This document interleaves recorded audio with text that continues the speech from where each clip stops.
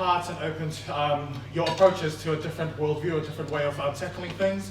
So please, without further ado, can we give a massive 3 clap to Michael Moore? 1, 2, 3. Yeah, we're going to jump straight into that, and then at the same time, remember we've got 2 more questions on the remarkable wall. So I'm going to give this time over to you, my brother, and thank you so much, everybody. Let's enjoy the ride. Mic check.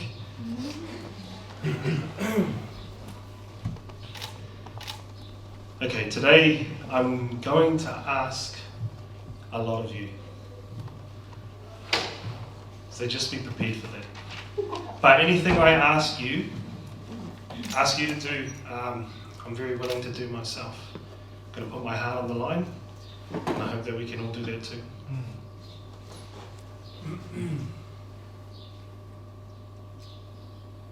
Koha.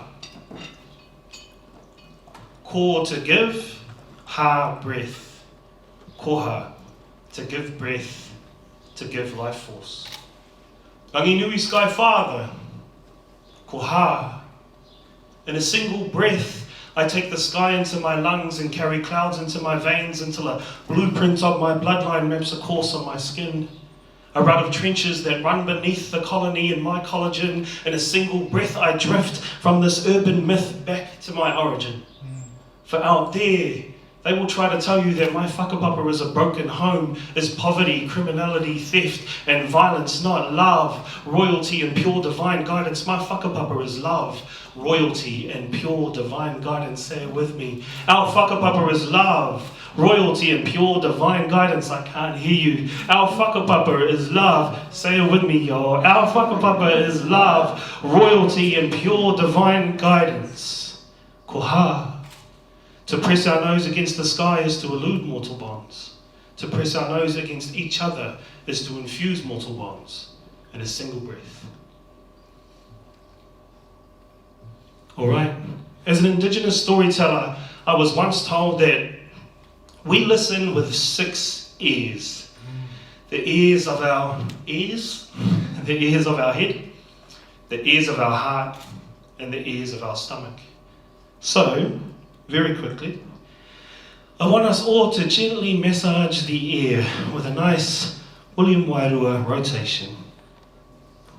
You are going to be asked a lot, team. The ear, not your ears. Massage the ear. Here we are. Let's just skip that. Keep it flowing. Nobody did that. Nobody did that. We're here, we're massaging the ear. Stay with me. I am going to be asking a lot of you, stay with me in this zone. Down here, we're going to be listening with just our ears, just our minds. But if we want to take the vibration a little higher, then bring it up with me. Right here, we're going to be listening with our ears and our stomachs. And if you really want to join me on this ride, then we're going to go up here. We're massaging this vibration way up here. This is when we're listening with our ears, our hearts, and our stomachs all together. Let's turn those sensors on. Let's lock it in just like this. Gorgeous. Thank you, everybody. Okay, I need 10 volunteers, which is probably the whole room, so let's just do that. Everybody come up to the stage, make a line this way. Let's go. Thank you, everybody. We are going to move, we are going to shake, we are going to go deep. Go there. All right. Feel free to just make one big solid line. Because people don't like to tell you their age, I'm going to arbitrarily place ages on this line. Down this end we have 0 to 5. From you, Indy, we have 10 to, let's say, 20. Up to you, Saskia. And then from Saskia, everybody, this is my partner. Hey! Let's go. And then from there, we'll go 20 to 40 to you, Tracy. And then 40 plus, let's say, 80 at this end. Is that cool? Yeah. So this is how we see life, yeah? This is a timeline. This is from a lifeline from 0 to, if we're very lucky, in our 80s plus. And often what we do, or actually no, I'm going to ask you down this end, Which way is the future? Let's go.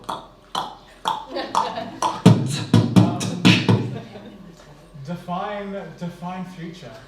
Exactly. I'm going to ask you down this end, Gemma, which way is the future?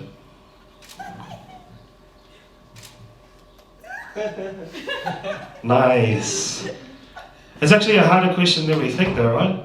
Because as a child, we would say that the future would be this way, right? Generally. And then if we're 80, we might say the future is in the eyes of our children. So we would go this way. But life doesn't run like that, does it? It's not a straight line. And if we're in the middle, well, that's a very special place too. But let's make this what it really should be, and that's a circle. So it's going to be an odd, wobbly circle, but that's the nature of life. Come this way, come this way. Beautiful. All right, how's everybody feeling? Let's really start to shake the dust. Let's actually just wriggle for a bit. We're shaking the dust. We're doing the things. We're shaking the dust. Shaking the dust. Shaking the dust. Let's shake that dust. Really, let's shake the dust because we're going to go deep. If you think this is deep, we haven't even begun the ride yet. Yes. Can anybody tell me where the beginning point of a circle is? I've been reading Alan Watts, so I'm on, Fanny. I'm on. Anybody? Absolutely.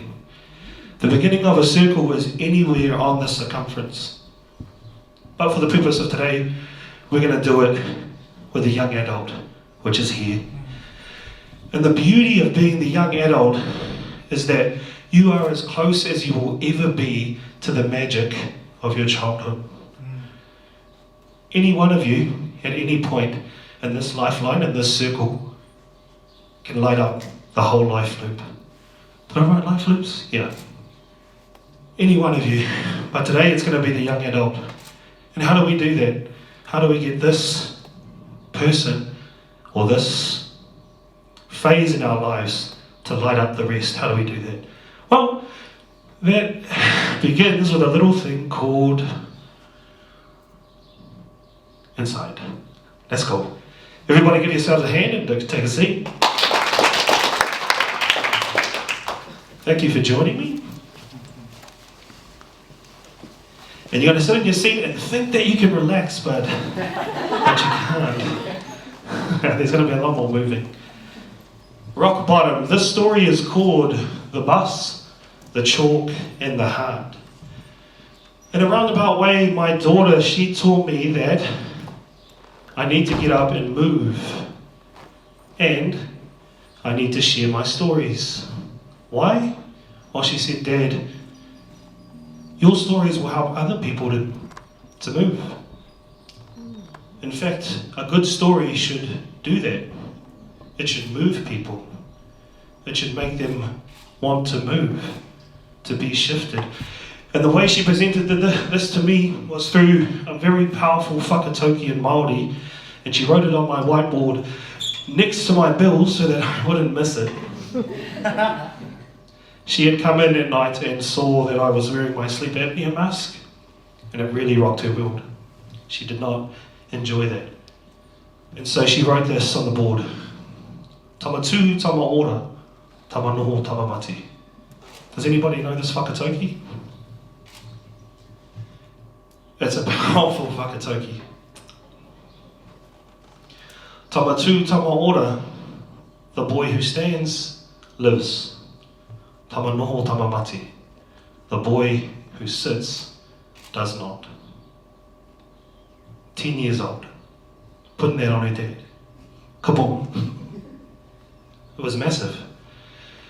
And then yes, when I asked her, she said, yeah, Dad, you need to share your stories. That's a way of you getting up and moving, but it's also a way of moving other people. So this story is about her. The bus, the chalk, and the heart. It's a Saturday evening. It's a Saturday morning. It's super grey. My daughter is sad in a way that I've never seen before. She has a cloud over her head. My oldest daughter's name is Sienna, my youngest daughter's name is Asha. She has a cloud over her head.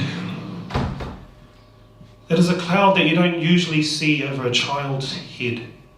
And I noticed that. And I thought, wow, we need to move. So we jumped in the car, we packed our lunch, we jumped in the car, we drove to Whaingaroa. It wasn't a day for swimming, so we went to a very beautiful and exquisite place called Te Totogo Chevipingi. It's extremely beautiful. You have this incredible setting of the west coast, just kind of stretching all the way around. Down here in the gorge, the waves are crashing, and just behind you is this powerful Karioi maunga just beaming away. And I knew, the reason why I knew it was time to talk to my daughter is because her younger sister, that is often very annoying, was telling me in some type of way that I'm giving my sister space. You need to talk to her.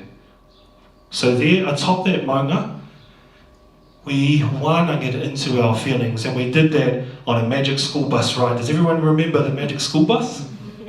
How good was that show? Yeah.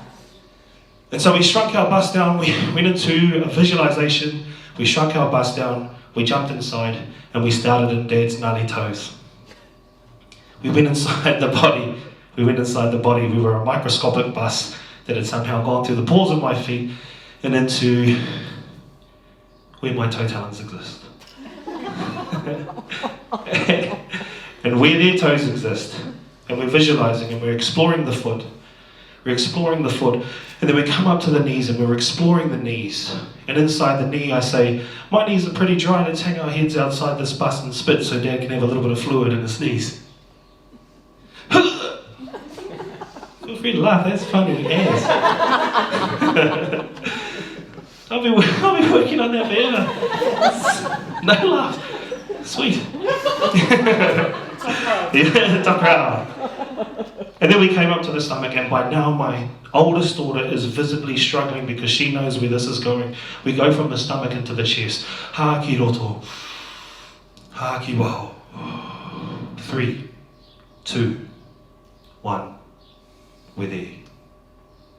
We're at the heart. Alright, how do we go? Alright. One of the tools to lighting up our life loop is inside. The next, of course, would be hindsight.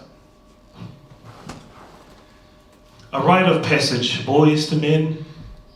Well, I can't sing. Boys to men. Reviewing our childhood, the trauma and the magic in the emotive sky. So when I was younger, I worked in a residency with young men who were labelled the worst criminal offenders in the country. Oh my gosh, I really hated that. That's such a terrible title, so I preferred to call them by their names. And in this residency, young boys were working through a rites of passage to reintegrate into society. And the magic of the time I spent there was incredible. Watching these young men fully evoke emotions, fully evoke courage, bravery, sadness, fear. They were just right in it. Have you ever watched young men be emotional? It's full on. It's like a full on bodily thing. It totally erupts in them. And with that, watching them transition through this rites of passage, fully embracing these emotions, I couldn't help but be triggered into looking back at my own childhood, at my own teenagehood, at times when I did the same thing, when I was completely brave and I wondered now in rock bottom at this young age why I couldn't do that. Why was I not able to do that the way that they were? So it meant that I looked back to my trauma and in that found moments of absolute magic. This idea of hindsight, of looking back, of reviewing our childhood, became such an important tool for me in my life. Because there were times when I was crazy strong, crazy brave, crazy resilient. How crazy? This crazy. My mother is being beaten in her room to smithereens.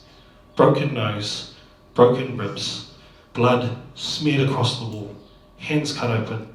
I'm 5 years old.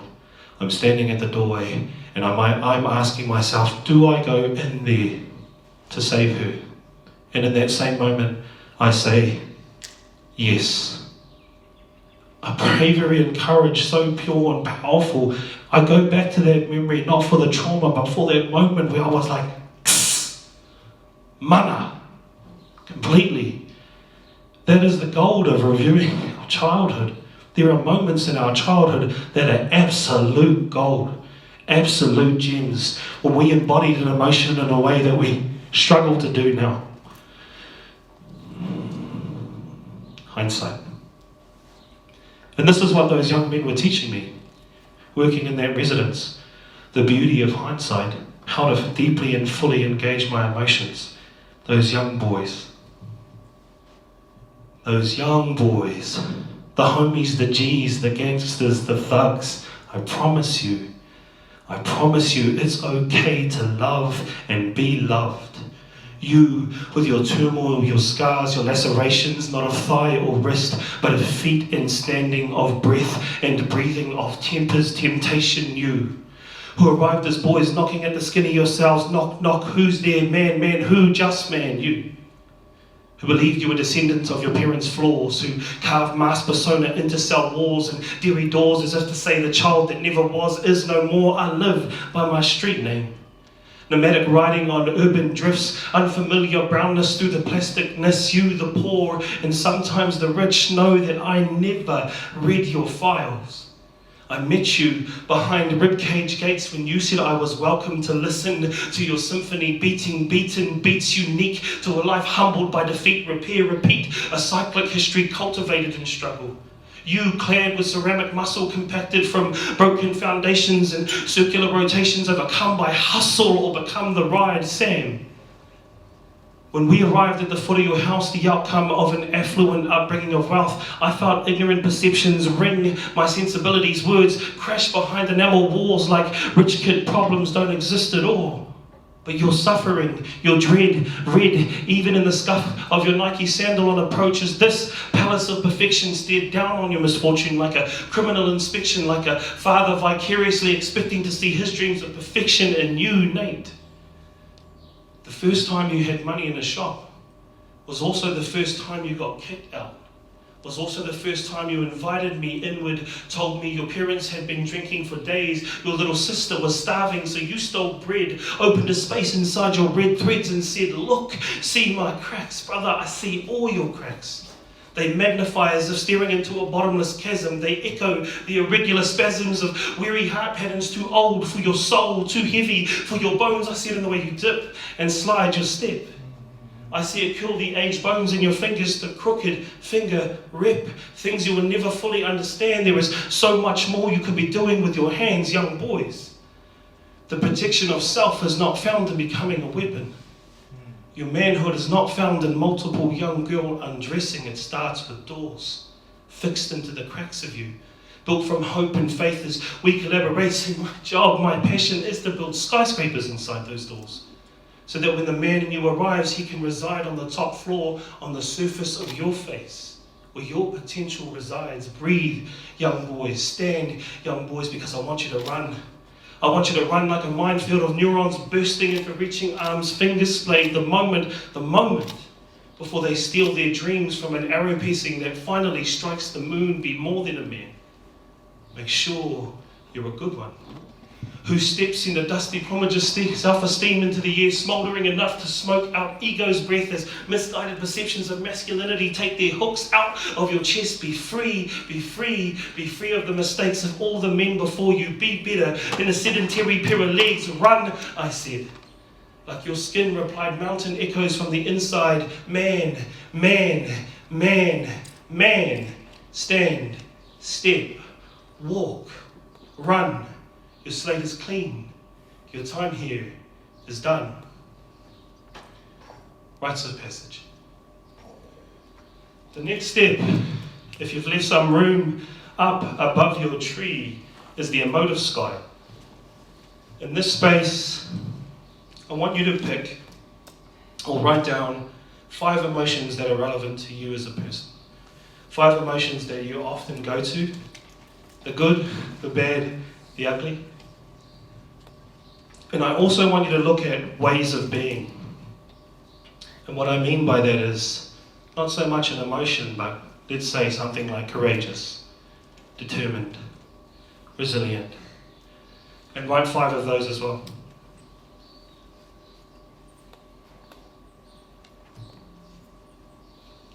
This is all going to come together, I promise.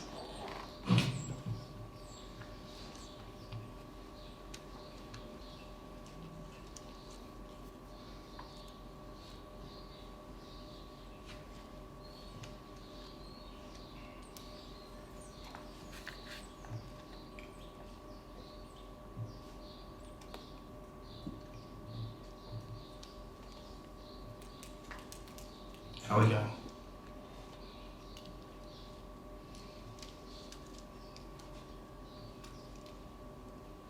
Bring ourselves into awareness of our emotions, into our ways of being. It's a strange thing. Emotions often just occur. But what if we're really aware of the ones we can master?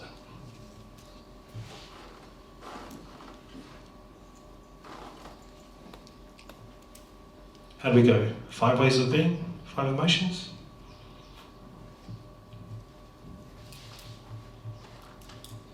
Another minute? And by minute I mean 20 seconds.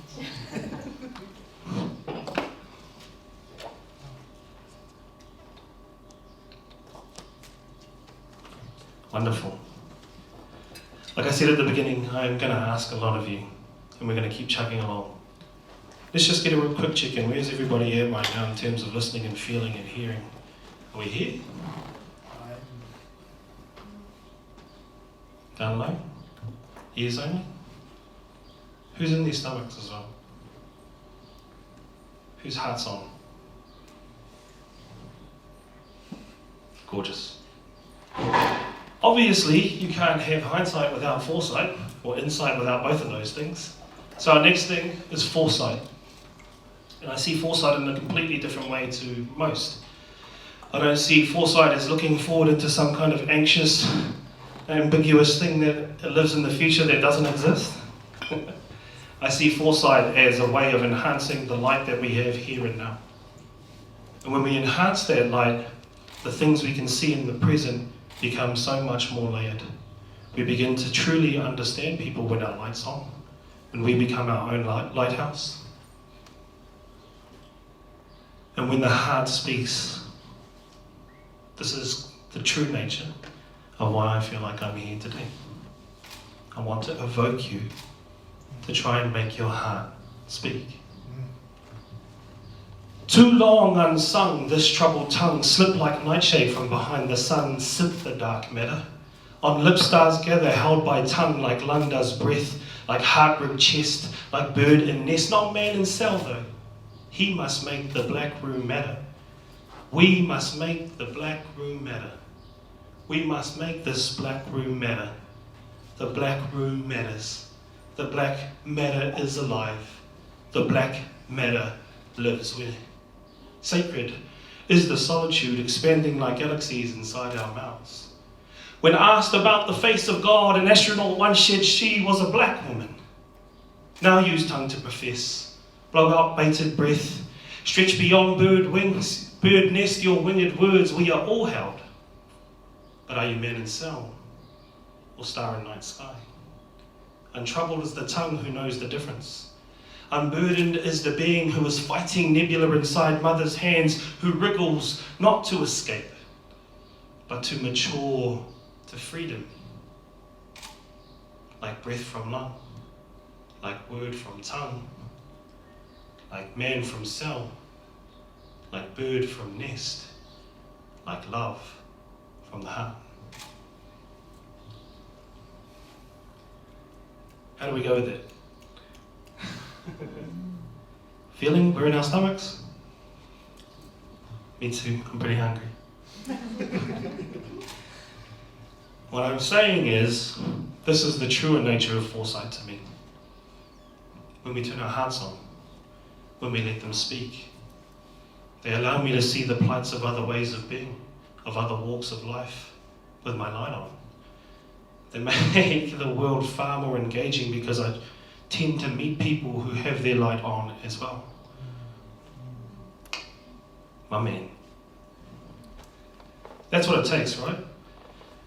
And this is what I'm asking you today, to go there, to make your heart speak, to turn that light on, and never, ever, ever let it go out. How do we do that? Well, we take those stones out of our hearts. Do you know, yeah, nice, we're back on, check. Do you know what's really funny about this moment? Well, not funny, really awesome. No word of a lie, everybody's got a bit of a glow. This is very handsome glow right here. Such a gorgeous glow right there. Likewise.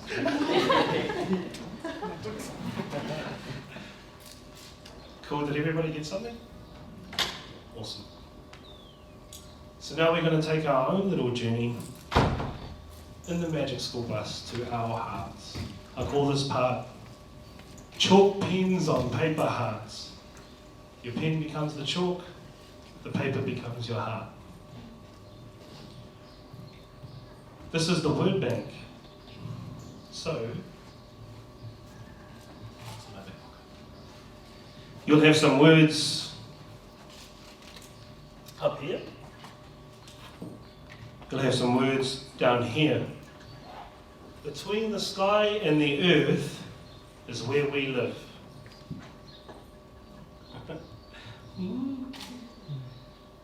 That is our reality. But what is our reality if not the words we tell ourselves? What is our life if not the narratives and words we tell ourselves, the ones that are actually super deep in the subconscious that we struggle to find? Let's go there and let's try to find them. Let's go inside the heart and try to find those words, because these are the words and stories that exist in our reality. Right now I'm going to give you a few moments to write a word bank, and I want you to find those words in your heart. The stones, sure, but also the magic, the trauma and the magic. Words that you really, really want to look at, but you haven't done before. One difference, when you take the stones out, take them right up, put them on the page. And when you take the magic out, clone that first. Clone it first so that it's still inside there. In fact, a better way to look at it is that turn the light right up so that those words can beam onto the page. Making metaphors. Cool? Does everybody catch my drift? Okay, a few moments to write your word bank in your reality. This is the story we tell ourselves, and this is essentially what becomes our reality.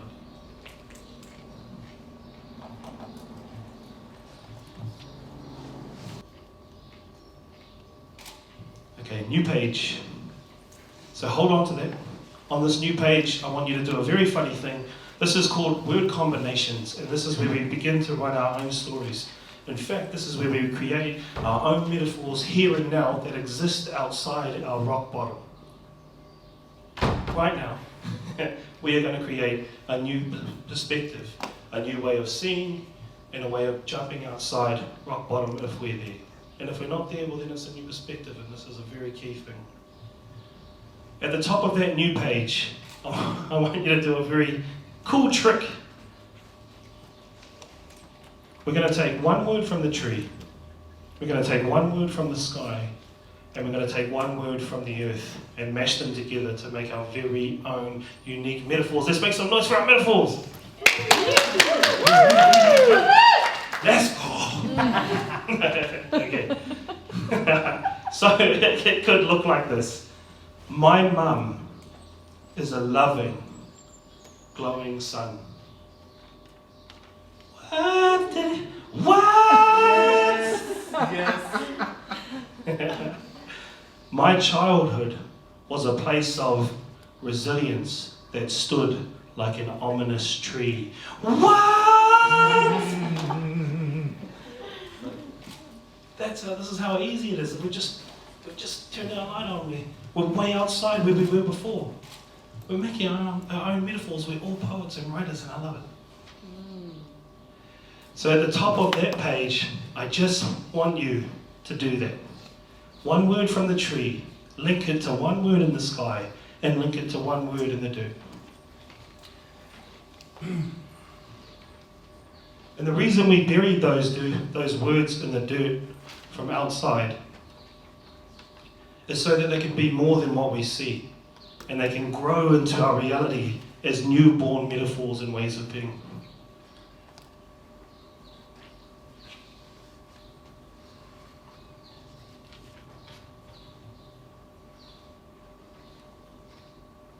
I'm actually not keeping track of the time at all.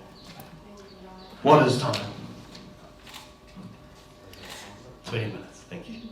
10. What is time?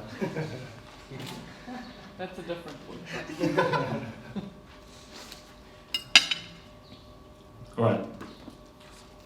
Still putting these word combinations together. Just one word combination. One metaphor. Let's start to bring it back. Ooh, people are like, no, wait, I'm still up in this. Cool. Alright, now here's the point of bravery.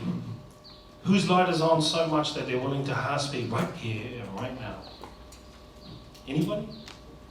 Because this is the thing, right? It was only when I found my homies that were hard speaking that I could actually be free and have a reprieve from rock bottom. To share meaningful talks with my friends became the most important thing. I absolutely, I used to call it the gags, because you go to your friends for fun and gags, and I would actually long for it. Like I would chase it, the gags, the laughs, the times with my friends, and then the meaningful talks. It became just this thing that I absolutely needed in my life. And we have an opportunity here right now to do that with each other, to share some meaningful words from your heart, the heart speak. And if you stand up and do that, I want us to honor them by listening up here. The way it should be, right? Cool. Alright, who's ready to share their word combination with us? I will. Beautiful. Let's show some love. Bring it right up here. This is where we're at. We're listening with our hearts, our ears, and our stomachs. I actually got two. Oh, yeah! Yes! We here for all of them. So on the tree I had my husband, and his love to me is like the peaceful lake. Everybody make some snaps. Make some snaps. And we're up here. We're up here. There's a lot of noise up here actually, so it's like, let's go, everybody make noise. Make noise, make noise. That is some crappy ass noise. Let's make some honoring of those words noise way up here. Thank you. And my other one is my daughter's joy is like the bright flowers. Yeah. Oh! Awesome. Thank you so much That was for easy. sharing that with us. Yeah. Sorry, what was your name again? Maxine. Everybody, on a count of 3, say, love Maxine. 1, 2, 3. Love Maxine. All right, who's next? Who's heart speaking next? Who's doing it? Come on. Indy? My man. So my word combination is... Oh, can I just do one thing? Because my daughter's speaking to me telepathically right now, and she's like, tama tu, tama ora, tama noho, tama mati. My man, there it is. My wife's name is Ali, and my word combination was Ali, hope, and the infinite blue sky. Whoa. Let's bring it up. Let's say love Ali on the count of 3. 1, 2, 3. Love Ali. Thank you, Indy. One more person. One more person. Oh, it's crunch time. Who's it going to be? Yeah, I'll do it.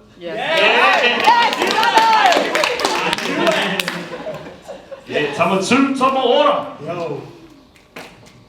Rock bottom is a sad, emotional waterfall of torrents. Let's go! Oh, my man. I knew it was... I need a repeat. Yeah. One more time. One more time. Tama two, tama ora. One more time. Rock bottom is a sad, emotional waterfall of torrents. Hey! I knew those sports clothes were in the skies. I knew they were in the skies. This is a heartbeat right here. Cool. All right. Sorry about the running. Love Jono. Oh, yeah. Love Jono. Okay, 3, 2, 1. Love Love Jono. Jono. Let's do that again. Love Jono on the count of 3. 3, 2, 1. Love Jono. Oh, man, thank you. All right, we're heart-speaking team. And now we're there. We're going to take a few minutes to write our stories now. To really drill into that statement. To take some of these words out of our word bank. And really make that story shine. I know we don't have that many minutes, but I'm going to give you 5 minutes to write something right here, right now. And Jono, I mean, if you're almost already there, we may. Okay, let's bring it back. All right, I know I'm pushing for time. So, very quickly, what I meant to say, and this is just an example of what I meant about that power of connection, of seeing things that weren't there before. I grew up in a super homophobic environment, but I took a trip to Canada last year, and I did a writer's residency. I actually thought I had fixed this thing way earlier, by the way, so I haven't not been a dick for just 1 year. Okay? But I found out there was new layers to this. There were new levels to this thing, and this is what I call the power of one raised finger. Joe. You've seen this before? Yes, but I see it better when I feel like I need to see it again from Okay. perspective. So everybody just raise their index finger up. Come on. Oh, let's go. Thank you. We are there. Okay. So if I'm a man, and my position is that of a man, no cheating. I can't look around the finger. All I can see is this side of the finger. And if the finger is the purpose of life, then that's all I can see about the purpose of life is this side of the finger. That's it. No cheating. I can't move. I can't sway. But what if I add in this side of a woman? She's here. And now she can see that side of the finger, and that's all she can see is that side of the finger, which is the purpose of life. That's all we get to see if we stay in our lane. All right, so we opened our space, and now we're closing the space. We actually are. Okay. All right, my man, Jared. Password is... Oh no, you're fine. For real? Amazing. No way. What? How did that happen? Any other phone? I wouldn't see the other phones. Okay, I'm going to do this and I'm just going to tell you what happened. Yeah. So, on the recording is the voices of my daughter, sister, and mother reciting a poem written by my grandmother 50 years ago. Whoa. It's a powerful thing. God damn it! It's a powerful thing, and it's my gift to you for sharing your hearts. I use it to hold me when rock bottom is telling me that I should take my life, that I don't deserve to be here, that I deserve to die. That's the reality of my rock bottom. And it comes, and it goes, and it comes, and it goes, and it hurts. So I use that recording to hold me. And I want to do the same for you. I don't know if I'll do it the same justice as my mother, sister, and daughter, but I'll try.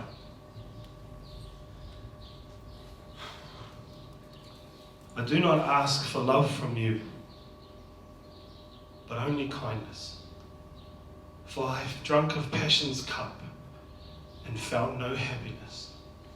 I long to feel the gentle touch of hands that stroked my hair, as one would soothe a weeping child entrusted to his care. I do not ask for love from you, but will you grant me this, one moment of compassion, snatched out of a dark abyss.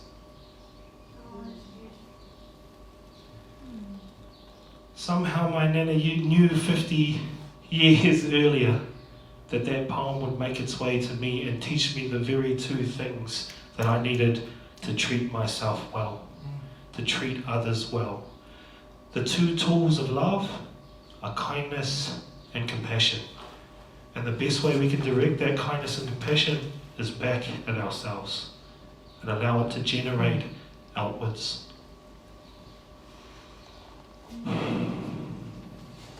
Who would I be if we didn't close this space with the biggest and greatest mother of them all? Pawatoa Anuku Earth Mother, we opened the space speaking to Rangi Nui Sky Father, and now we close this space speaking to the mother that connects us all. I drive into the night in the hope that I might stampede the stagnation of my stuck mind on the back of Pirangia Maunga. I arrive to moonlight milk pouring into her sternum, the walkway unfolding, and I am listening for the sounds of buried jawbones that once uplifted countries. But they speak in synesthetic tongue, the tui song relenting to the raging hum of the cicada. Am I friend, foe, or invader? I haven't seen my mother in so long that I am estranged to the nature once bound in my nature.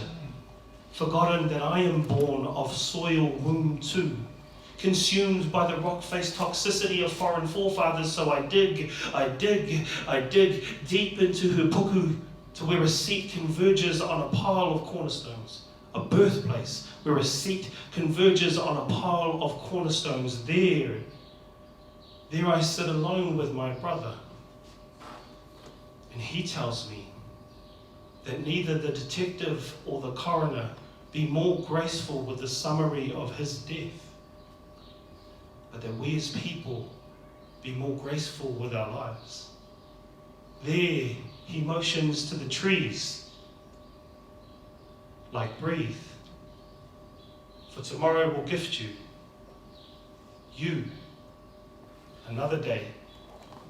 I am unstuck, I am grounded. This is the last truth. This is the truth about metaphors. This is what I believe about metaphors. This is the message I want you to take home with you to the max. Metaphors are like family. They are like kin.